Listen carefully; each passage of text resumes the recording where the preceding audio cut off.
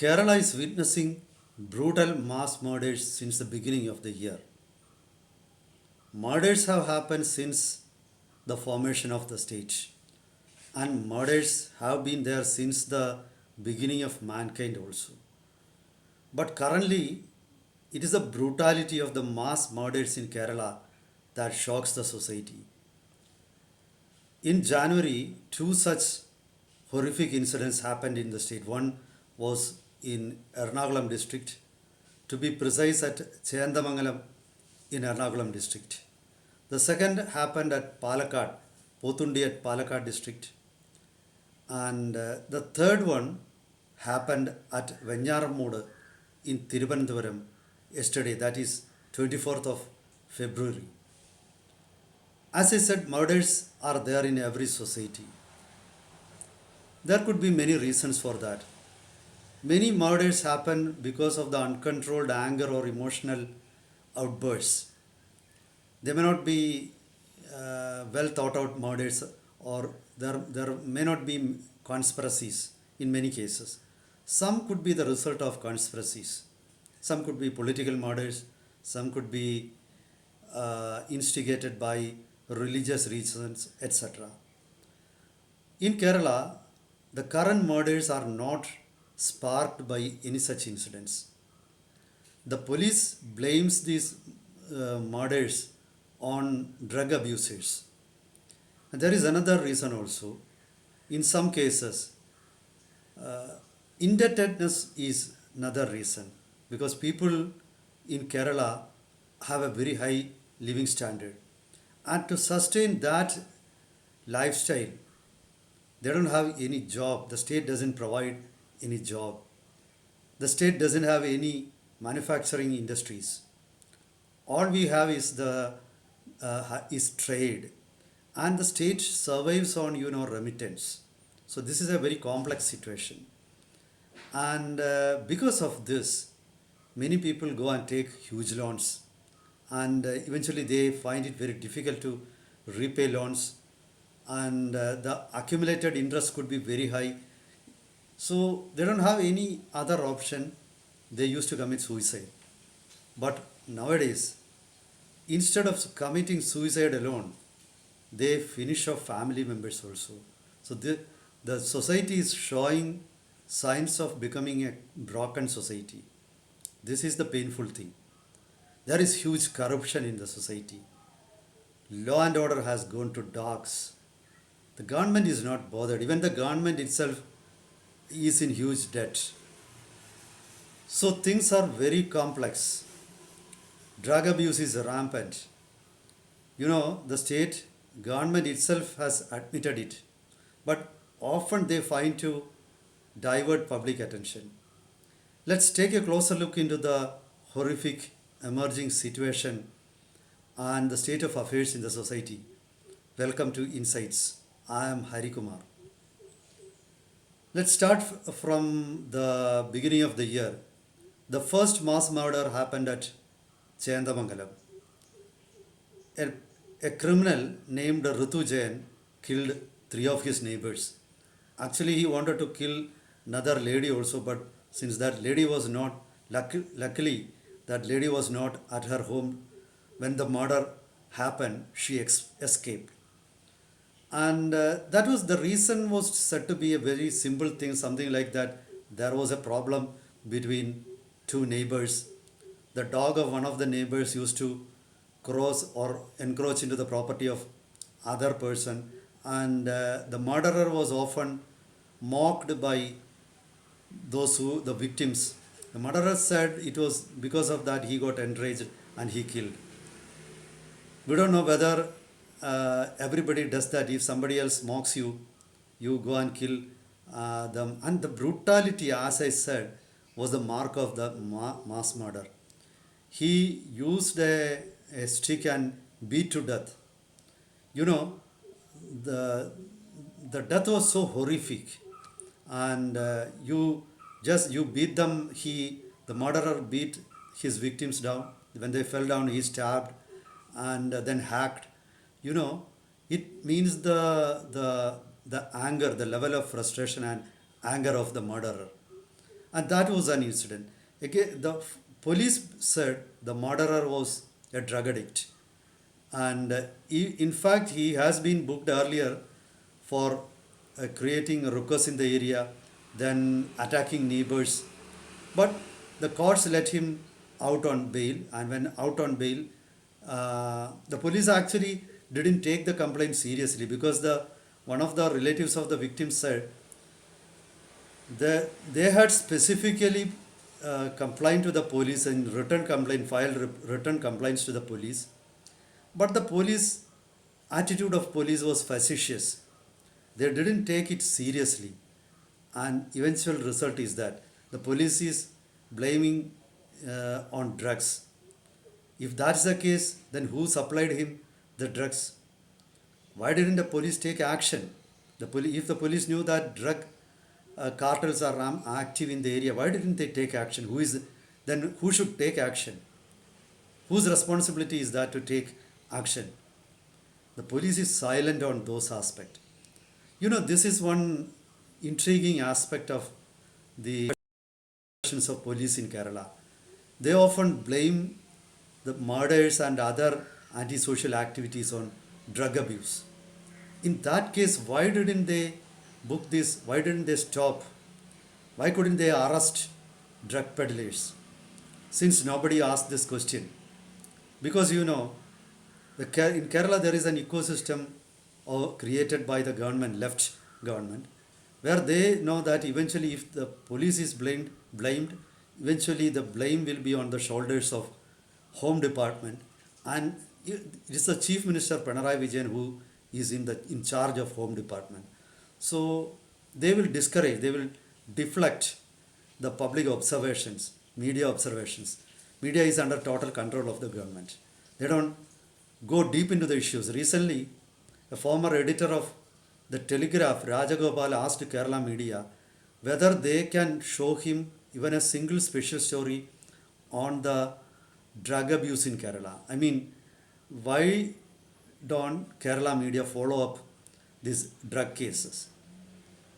Kerala media didn't give an answer. They often give sweeping replies. So this is the situation.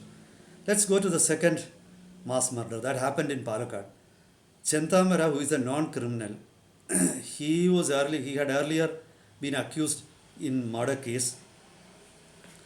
He was given bail by the court. When out on bail, he wanted to hunt down his enemies or those who he think are his opponents or enemies. They were actually afraid and they also reported it to the police. They filed written complaints. No use.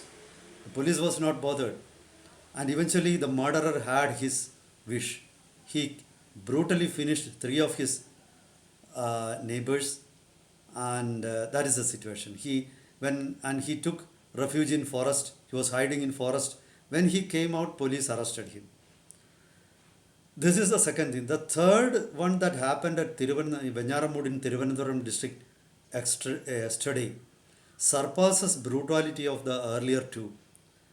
A 23-year-old youth named Afan killed his close relatives, and he used a hammer to brutally attack his victims, and their heads were completely damaged, and the eyewitnesses reported that a brain came out of the out of the skull. In some cases, eyes were gouged out, and the bodies were defaced. He started his murder right from the morning, and eventually by the evening he went to three homes of his relatives, close relatives, finished them off. Actually, he thought, including his mother, he had killed 6 people, but only 5 died. Again, his mother was lucky, and she is struggling for life in a hospital. And he surrendered before the police by evening around 6 o'clock. This is the shocking thing. Nobody knew about the murders. When he finished off people, left the place and went to another place, nobody realized it. Many serious questions are being raised now. Again, the police has blamed it on drugs. Nobody knew that this boy, just 23, was using drugs. The murderer confessed before the police that his family was in debt. His dad is doing a business in Gulf, and he has got a debt of around rupees 75 lakh, and there was a mutual blame game going on in the family, and he approached a few of his relatives for money to pay off the debts, but they didn't help, and that is the reason why he killed. That is the pretext he gives. But the police says that this youth is a drug addict. But there are other serious questions also.